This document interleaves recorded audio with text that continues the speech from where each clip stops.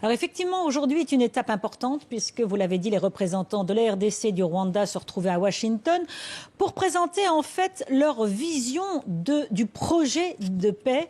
final. Donc chacun présentait un avant-projet. Ça fait suite, évidemment, la signature de la déclaration de principe, vous savez, la semaine dernière, qui avait été donc signée à Washington avec le secrétaire d'État Marco Rubio pour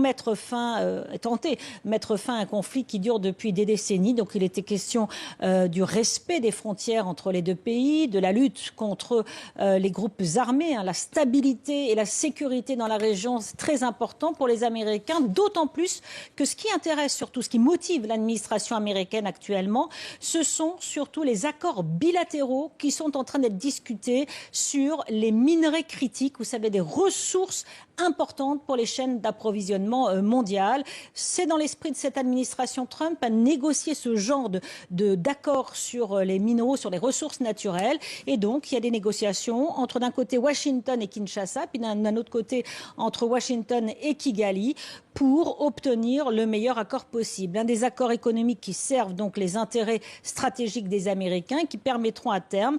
aux entreprises américaines et occidentales d'investir des milliards de dollars dans les mines congolaises et dans des projets d'infrastructure pour soutenir l'exploitation minière dans les deux pays. Donc une fois que ce sera finalisé en fait ces deux accords, une nouvelle réunion est prévue dans 3 semaines à Washington avec Marco Rubio et les ministres des Affaires étrangères des deux pays africains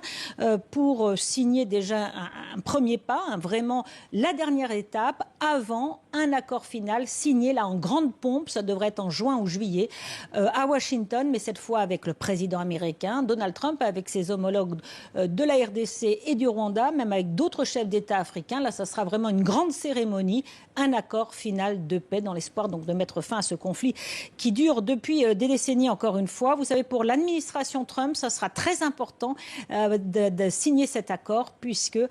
pour le moment, cette administration a bien du mal à obtenir la paix dans d'autres